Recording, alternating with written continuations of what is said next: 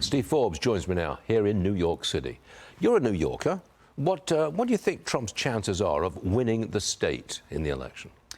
You can't entirely rule it out, which a few months ago it seemed absolutely preposterous. True. Just like Ronald Reagan did in 1980. No one saw that coming. He did it again in 1984.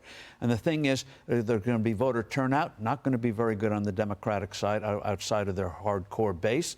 And people are just sick and tired. Every time they go to the supermarket, every time they pay a bill, they get angry. Why is it so much higher? Why isn't it going down? And what is the future? Taxes? Word salads? I mean, salads are in restaurants. They shouldn't be in politics. And that's why she's lost the momentum. She hasn't gone up in any poll, and I think in New York he's going to get a heck of a vote. Remember, when he ran in 2016, if you took out the boroughs, he carried a couple of other districts in the island. He carried the state. So one, you wouldn't bet any money on it, but the fact is you can't rule it out, which says volumes. What's activating the middle America at the moment? Because we're told, I mean, the professionals, the elites tell us that the economy is in very good shape. Low unemployment, inflation is coming down. We're a very strong country. And yet people are not feeling that success, are they? They're feeling higher prices. That's what they're feeling. Well, yes, the rate of increase in prices has gone down. That doesn't mean prices are going down. It's not. It just means they're still going up, most of them. And the fact of the matter is they leave out three big costs. Interest on your mortgage, interest on car payments, interest on credit cards is not included in the Consumer Price Index, which goes back to a peculiar story in the 1980s.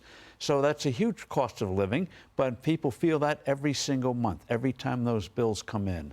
Childcare has exploded. It's exploded. Trump, very smart, dealt with that issue last night. Exactly.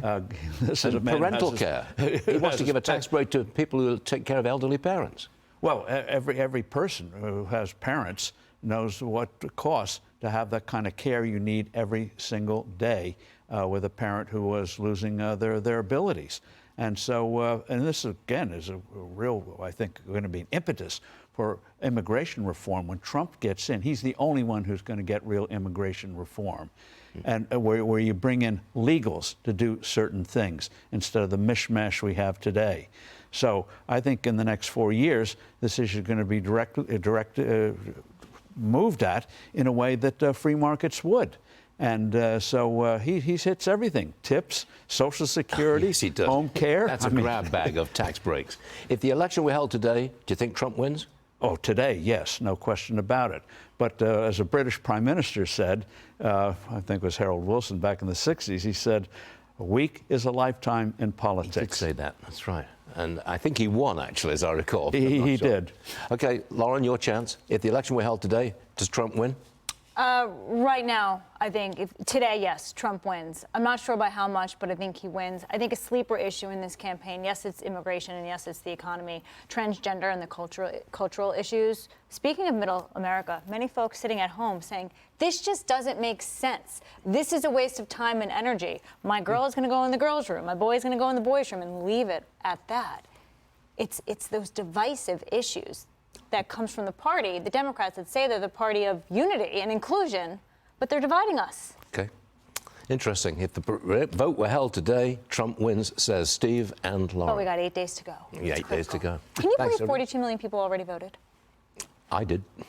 You did? I did. I have not. No, I'm showing up on election day. I'm waiting for election day. Yeah. Okay. I'm traditional. Smart guy.